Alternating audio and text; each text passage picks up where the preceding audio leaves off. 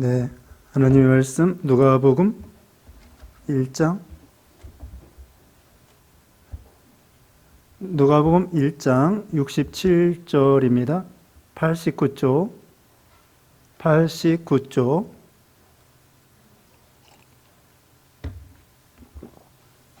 누가복음 1장 67절로 끝에 80절까지입니다. 그 부친 사가랴가 성령의 충만함을 받아 예언하여 이르되 찬송하려다 주 이스라엘의 하나님이여 그 백성을 돌보사 속량하시며 우리를 위하여 구원의 뿔을 그종 다윗의 집에 일으키셨으니 이것은 주께서 예로부터 거룩한 선자의 입으로 말씀하신 바와 같이 우리 원수에게서와 우리를 미워하는 모든 자의 손에서 구원하시는 일이라. 우리 조상을 긍휼히 여기시며 그 거룩한 언약을 기억하셨으니 곧 우리 조상 아브라함에게 하신 맹세라. 우리가 원수의 손에서 건지심을 받고 종신토록 주의 앞에서 성결과 의로 두려움이 없이 섬기게 하리라 하셨도다. 이하여 내가 지극히 높으신 이의 선지자라 일컬음을 받고 주 앞에서 앞서가서 그 길을 준비하여 주의 백성에게 그 죄사함으로 말미암는 구원을 알게 하리니 이는 우리 하나님의 긍휼로 인함이라. 이로써 돋는 해가 위로부터 우리에게 임하여 어둠과 죽음의 그늘에 앉은 자에게 비치고 우리의 발을 평강의 길로 인도하시리로다 하니라. 아이가 자라며 심령이 강하여지며 이스라엘에게 나타나는 날까지 빈들에 있으니라. 아멘. 오늘 본문은 누가복음 1장 67절로 80절입니다. 제목은 사가랴의 찬송. 사가랴의 찬송. 첫째로 구원에 대한 감사 찬송. 구원에 대한 감사 찬송 67절로 69절입니다. 두 번째, 언약을 이루심에 대한 감사 찬송.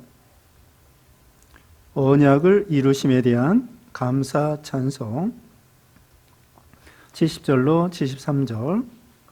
세 번째, 성도의 복된 삶에 대한 감사 찬송.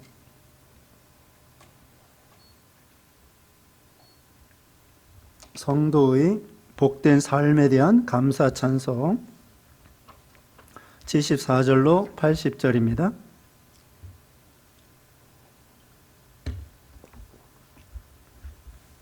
네, 여기는 세례요한이 탄생한 다음에 그 아버지 사가랴 이 제사장이 하나님 앞에 예언하고 찬송하는 그런 내용이 나와 있습니다. 그래서 세례요한의 그 아버지는 사가랴고 어머니는 엘리사벳이고 이 가정이 경건한 가정이라고 말씀했습니다. 그래서 이 가정이 여기 6절 말씀 보면은 6절 한번 읽어주세요.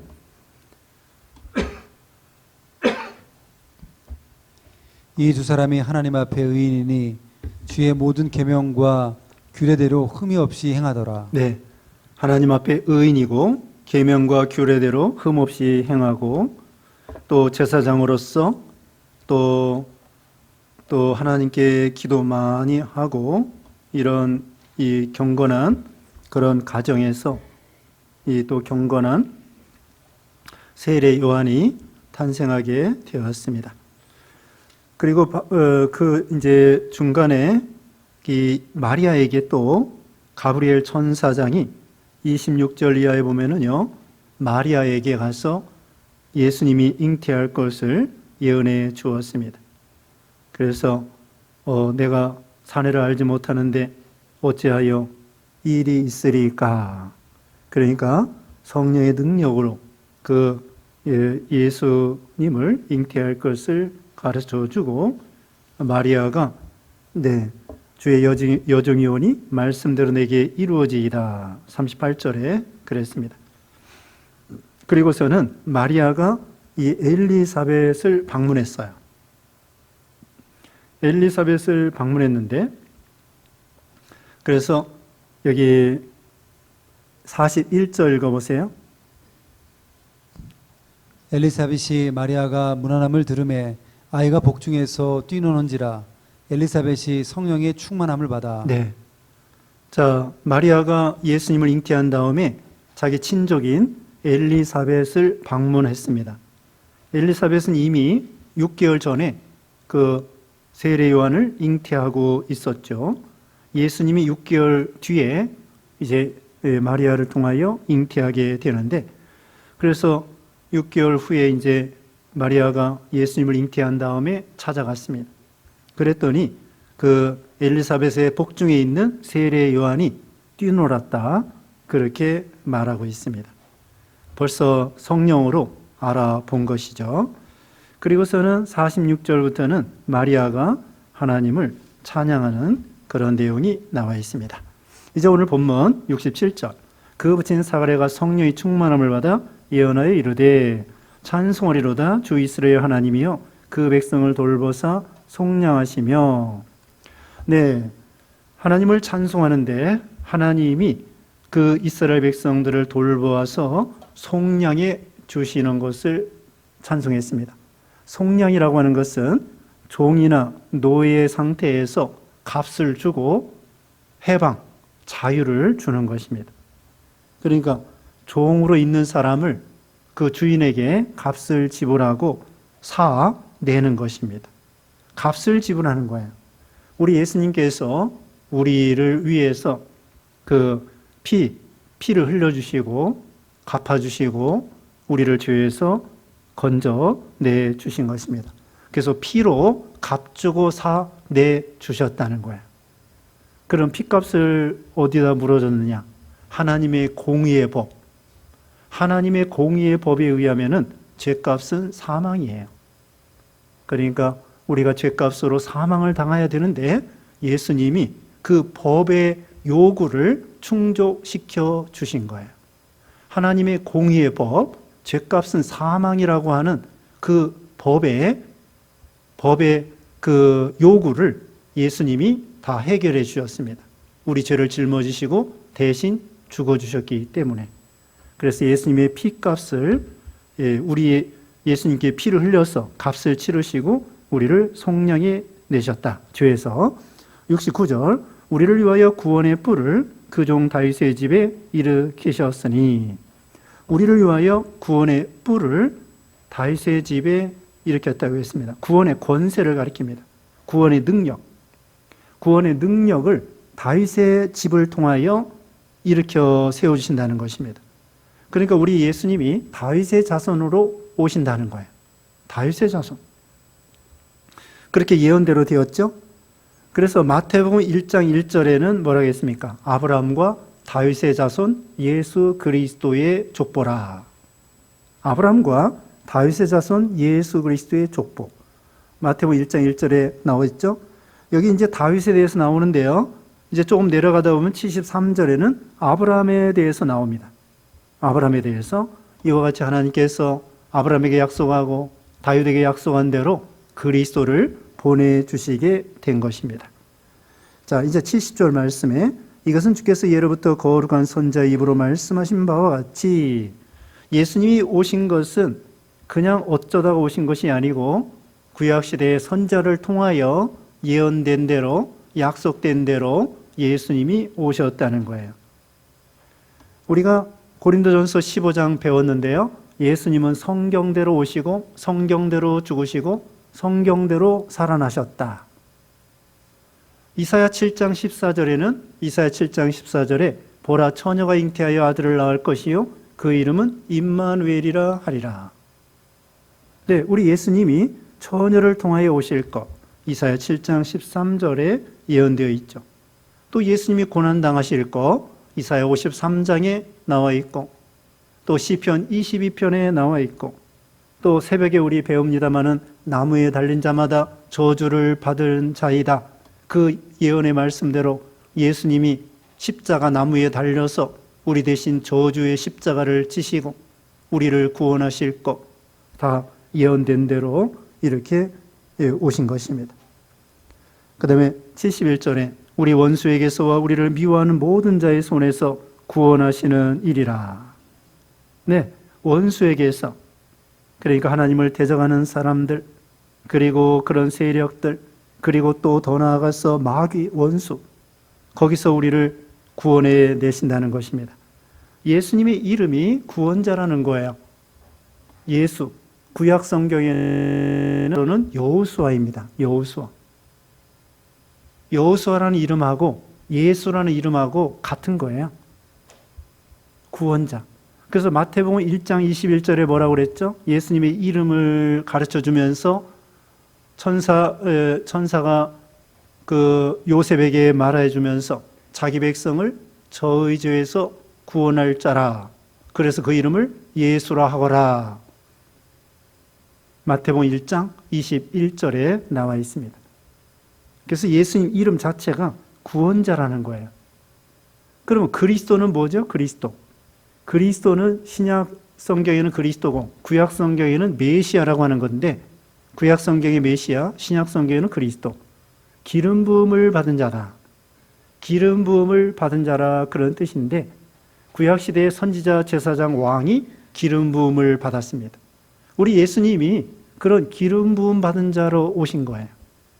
그래서 이 메시아 그리스도라는 것은 다른 말로 기름 부음 받은 자로서 우리를 구원하러 오신 분이라는 거예요.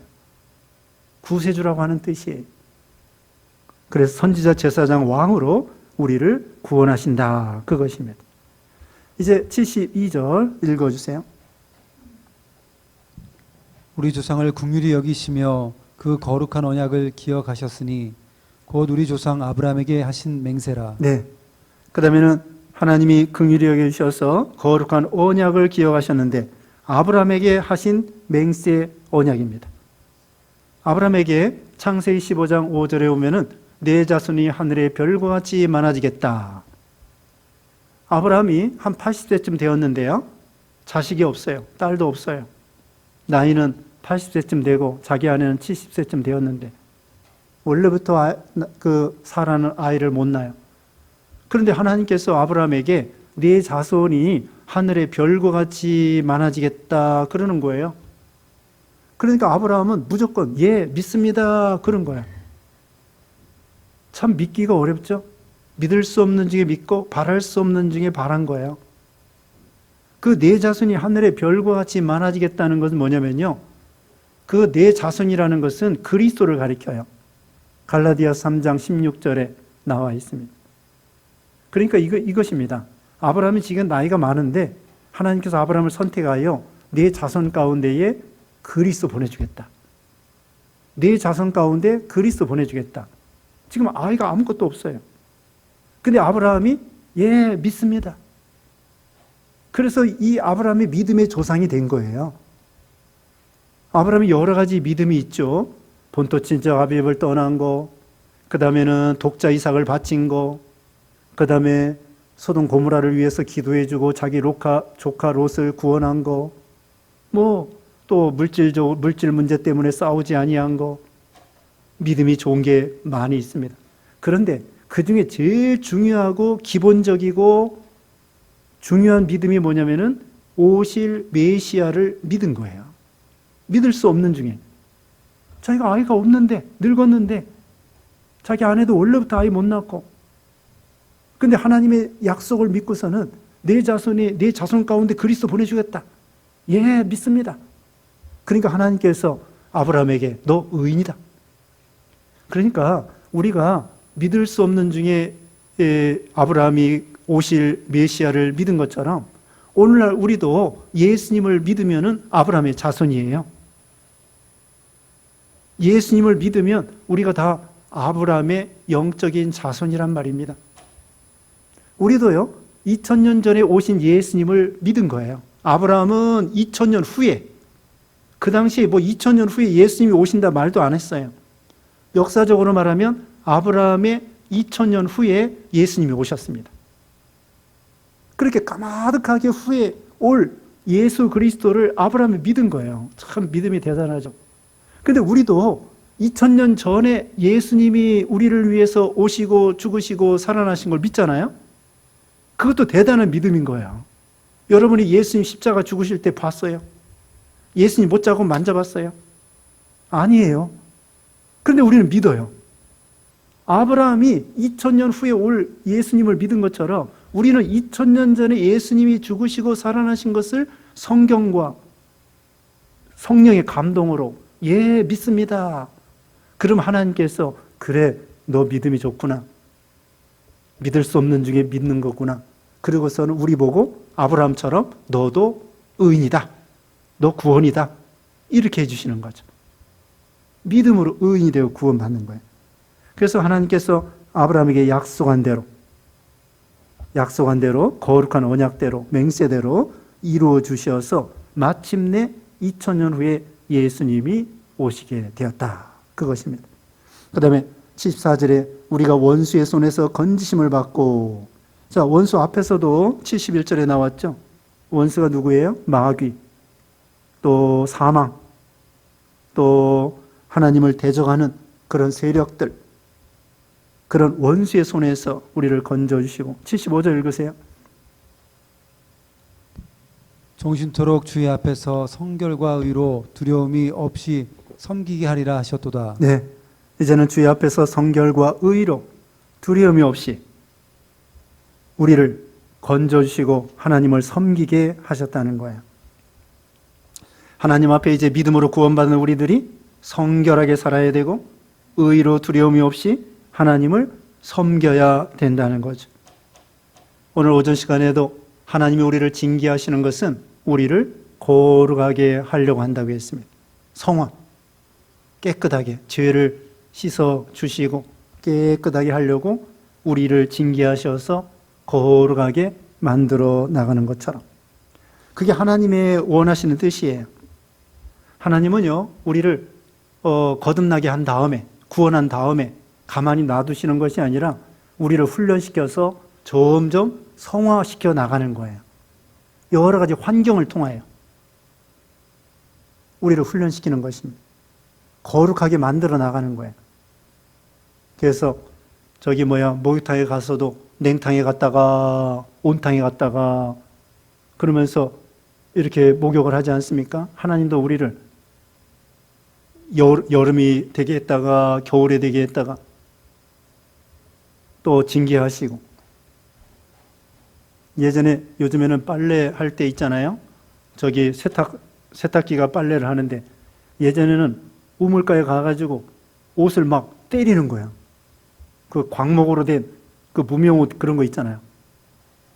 그걸 빨래 방망이로 막 때려요. 왜 그래요? 때를 쏙 빼려고. 그리고 다다미로 이렇게 해가지고는 왜 때리죠?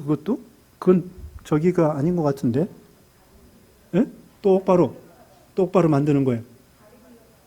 다리는 거예요? 다리미 역할을 하는 거예요? 빨래 할 때는 때려가지고 그 때를 빼는 거고, 그 다음에는 이 다다미로 해가지고 홍두깨로 막 때리는 거예요. 그럼 다리미질 역할을 한다는 거예요. 근데 요새는 다다미도 없고 홍두깨도 없고 빨래 그것이 다 해주는 거예요. 그와 같이 하나님께서 우리를 죄를 쏙 빼버리고 거룩하게 성화시켜 나가려고 우리를 이렇게 만드는 거죠. 여기도 하나님께서 성결과 의로 두려움이 없이 섬기게 하리라. 이제 76절 읽으세요. 이하여 내가 지극히 높으신 이의 선지자라 일컬음을 받고 주 앞에 앞서가서 그 길을 준비하여. 예, 이 아이여 누구를 가리키죠? 사가랴 아버지가 세례 요한을 향하여, 세례 요한 이제 출생했는데 내가 지극히 높으신 이의 선지자라. 지극히 높으신 하나님의 아들 예수님의 선지자를 일컬음을 받고 주 앞에서 앞서가서 그 길을 준비하는 일을 한다는 것입니다. 우리가 앞에서도 배웠는데요. 1장 17절 다시 보겠습니다. 1장 17절. 그가 또 엘리야의 심령과 능력으로 주 앞에 먼저 와서 아버지의 마음을 자식에게 거스르는 자를 의인의 슬기에 돌아오게 하고 주를 위하여 세운 백성을 준비하리라. 네, 엘리야의 심령과 능력으로 온다는 거예요. 말라기 4장 5절 6절에는요. 하나님께서 엘리야를 보내준다고 그랬거든요. 그런데 그 엘리야가 구약 시대에 승천했던 그 엘리야가 그대로 오는 것이 아니라 여기 17절에 있는 것처럼 엘리야의 심령과 능력으로 온다는 거예요. 그 은사, 그 사명, 직임. 엘리야의 직임이 뭐냐면요, 이스라엘 백성들을 회개시키는 거예요. 그래서 거짓 선자 850명과 싸우고 하늘에서 불이 떨어지게 하고 이스라엘 백성들을 다 하나님 앞에 돌리고, 그 다음에는 3년 6개월 동안 비가 아니 왔는데 또 회개하니까 비가 내리게 하고, 여기도 주를 위하여 세운 백성을 준비하리라. 지금 본문에도 이와 같이 지극히 높으신 이의 선지자로 일컬음을 받을 것이고, 그래서 마태복음 11장에 보면은요, 예수님께서 세례 요한을 칭찬해 주셨습니다. 여자가 낳은 자 중에 가장 큰 자가 되리라. 왜 여자가 낳은 자 중에 가장 큰 자라고 했을까요? 예수님의 선구자고 예수님을 소개해 주는 분이기 때문에, 예수님을 소개하기 때문에 여자가 낳은 자 중에 큰 자라고 칭찬해 주신 것입니다. 세상에서도요, 대통령을 받드는 사람, 비서 있죠, 비서. 비서실장. 말이 비서지 그 비서실장이 장관하고 같아요. 알아줍니다. 대통령 옆에서 비서실장 알아주는 것처럼 세례 요한이 그 위대하신 예수님을 소개하는 그런 분이 된 거예요. 우리가 똑같은 사람인데, 그래서 예수님을 소개하니까 얼마나 그 직분이 위대합니까? 바로 저분이 예수님이다, 구세주다. 그래서 요한복음 1장 29절에는 요한복음 1장 29절에는 보라, 세상 죄를 지고 간 하나님의 어린 양이다. 예수님을 소개하고, 또 세례 요한이 예수님에게 세례를 베풀었잖아요. 세례 요한이 예수님에게 세례를 베풀고, 그 다음에 요한복음 3장 30절에는 그는 흥하여야 되겠고 나는 쇠어야 되리라 하고서는 나중에는 순교당한 거예요. 그리고 여기 순교당하기 전에 예수님의 길을 준비한 거예요. 이제 3장 3절에 구체적으로 나오는데요. 3장 3절 읽어보세요. 요한이 요단강 부근 각처에 와서 죄 사함을 받게 하는 회개의 세례를 전파하니, 선지자 이사야의 책에 쓴 바 광야에서 외치는 자의 소리가 있어 이르되 너희는 주의 길을 준비하라, 그의 오실 길을 곧게 하라. 모든 골짜기가 메워지고 모든 산과 작은 산이 낮아지고 굽은 것이 곧아지고 험한 길이 평탄해질 것이요 모든 육체가 하나님의 구원하심을 보리라 함과 같으리라. 네. 우리 세례 요한이 회개의 세례를 전파하고 광야에 외치는 자의 소리가 되고 주의 길을 예비하리라, 준비하리라. 참 이거 얼마나 귀한 일입니까? 예수님이 오시는 그 길을 준비하고 또 백성들을 회개시켜서 예수님이 오시자마자 쉽게 예수님을 믿을 수 있도록, 영접할 수 있도록. 말라기 이후에 400년 동안 계시가 없었던 거예요. 말라기 성경이 주전 400년 전에 기록됐는데 그 400년 동안 선지자가 없어요. 그러니까 백성들이 영적으로는 암흑시대야. 그게 믿음지기가 참 어려웠겠죠. 그런데 드디어 400년 만에 세례 요한이가 오고 그 다음에 6개월 후에 예수님이 오고, 그러니까 이 세례 요한이 신약 시대를 여는 사람이 된 거예요. 예수님이 오시기 전에 예수님의 길을 준비하도록 하신 것이죠. 그래서 이 많은 사람들을 예수님에게로 소개하고, 우리도 마찬가지입니다. 우리도 세례 요한처럼 예수님을 소개하고 예수님을 높이고 예수님을 자랑하고, 그럼 우리도 높아지는 거예요. 예수님을 나귀가 태우고서는 모시고서는 예루살렘에 입성했잖아요. 그게 사람들이 예수님 환영하느라고 막 길에다가 양탄자처럼 이렇게 겉옷을 펴고 그 다음에 종려나무로 막 호산나 찬양하고, 그러니까 예수님을 태우고 가는 나귀가 덩달아서 환영을 받는 거예요. 우리도 마찬가지. 우리도 세례 요한처럼 예수님을 높이고 예수님을 증거하고 예수님을 전도하고 예수님을 자랑하고, 그러면은 우리도 영적으로 높아지는 거예요. 예수님의 길을 준비하는 사람. 77절 읽어보세요.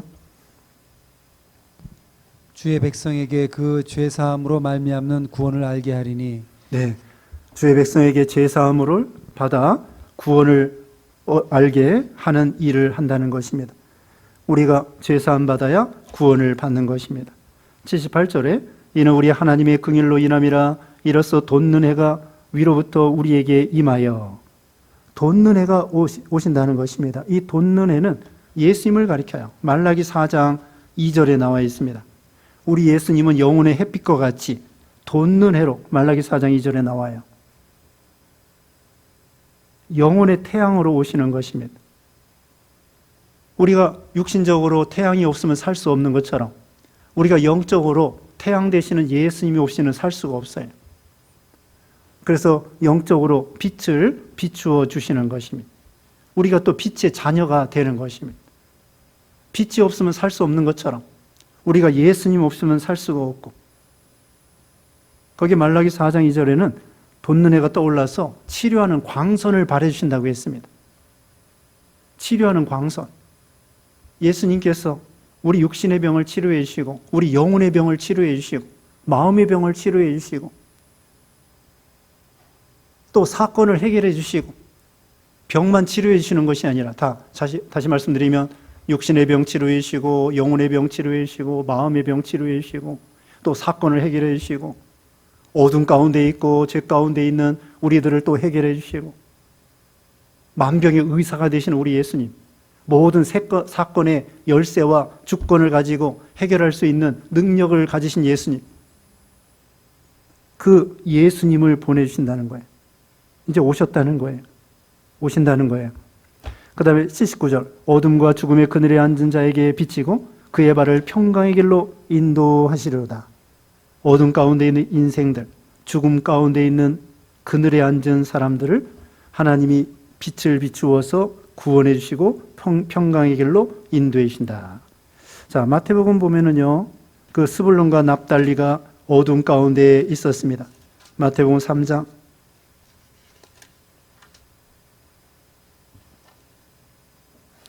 마태복음 4장. 거기 15절. 마태복음 4장 15절입니다.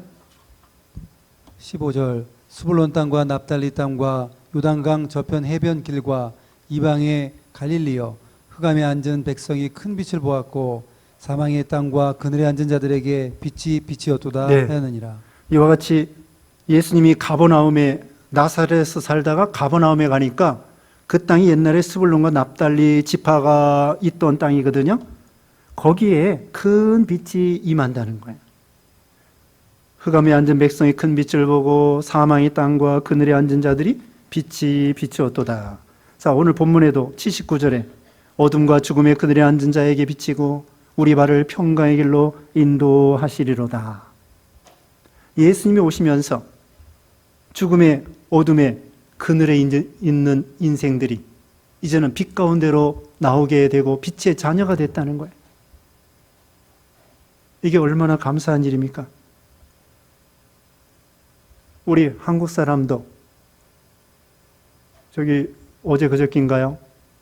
거기 뉴스를 보니까 우리 한국이 무슨 선진국이 됐다나, 무역으로 따지면은.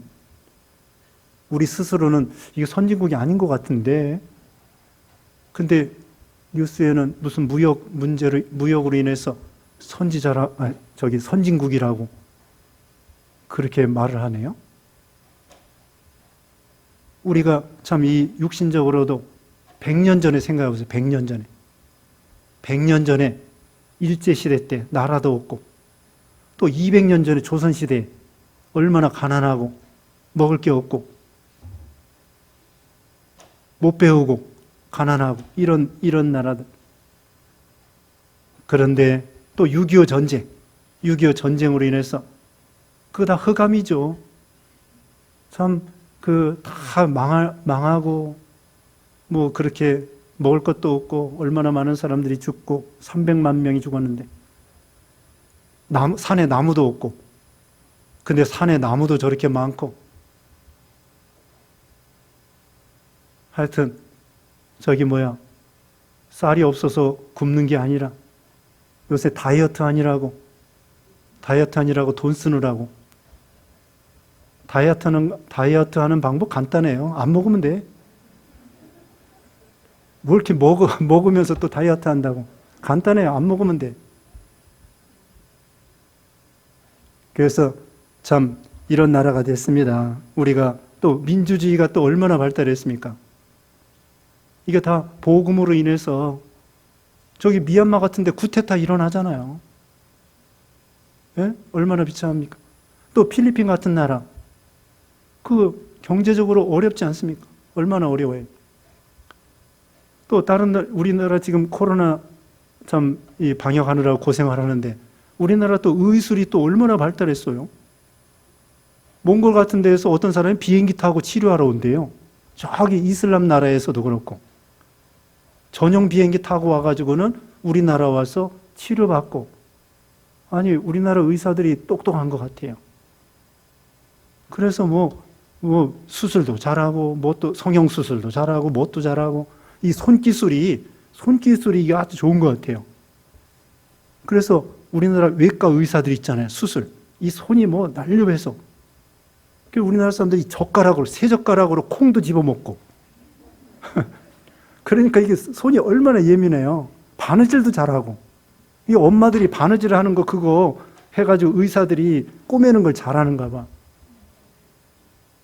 그러니까 우리 의사들도 좀 똑똑하고 의술도 발달하고 경제도 발달하고 또 코로나도 열심히 맞고 참 과거에는 어땠을까요? 흑암에 죄악에 또 영적으로 죄악에 경제적으로 가난해 그렇게 살던 우리들인데 복음을 받아가지고 또 개인적으로 어떻습니까? 개인적으로 예수 믿기 전에 얼마나 우울하고 소망이 없고 낙심 가운데 또 가정도 얼마나 우리가 예수 믿기 전에 가정이 행복했습니까? 별로 예수 믿지 않는 가정은 행복하지 않아요. 아버지가 맨날 술 먹고 때리고 오전에 말했죠. 어떤 사람은 뭐 제가 그랬다는 게 아니고 가죽띠를 가지고 그렇게 들었어요. 허리띠를 풀어가지고 막 아들을 때렸대.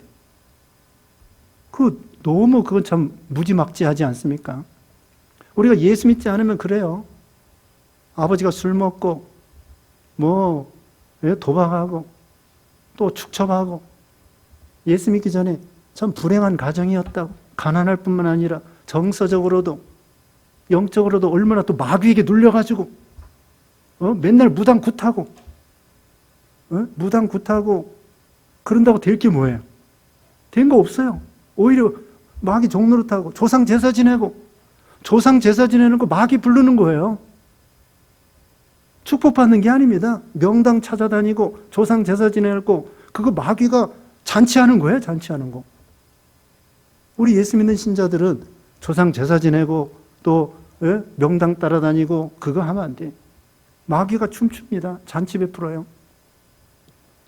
거기서 우리가 나와가지고 해방받아 하나님의 자녀가 되고 빛의 자녀가 되고 육신의 병, 마음의 병, 정서적인 병, 영적인 병, 또 여러 가지 사건과 이런 거 어려움이 있긴 있지만 그래도 하나님의 은혜로 이렇게 참 빛 가운데에서 살 수 있다는 거. 이것도 얼마나 감사해요.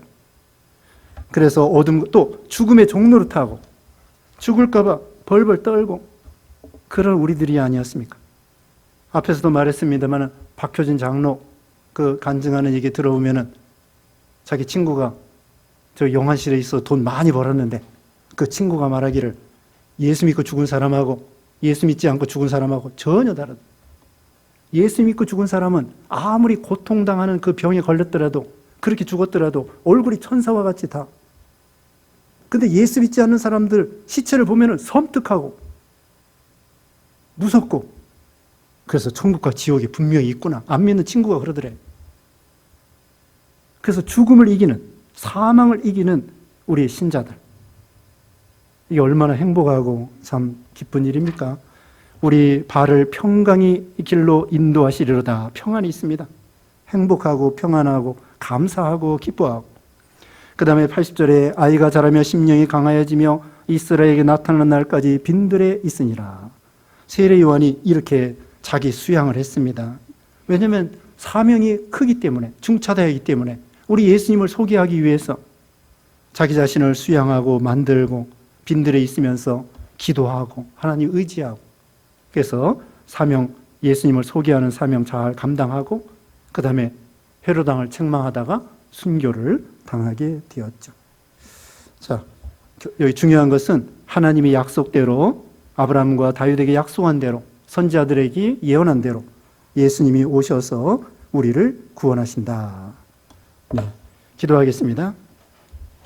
거룩하신 하나님 감사합니다. 죄와 사망과 그늘 가운데, 어둠 가운데 있던 저희들, 우리 예수님께서 구약시대에 예언한 대로, 또 아브라함과 다윗에게 약속한 대로 2000년 전에 오셔서 우리를 위해서 십자가에 죽으시고 살아나심으로 말미암아 우리에게 참으로 생명과 빛과 은혜를 허락해 주신 주님의 은혜와 사랑을 감사합니다.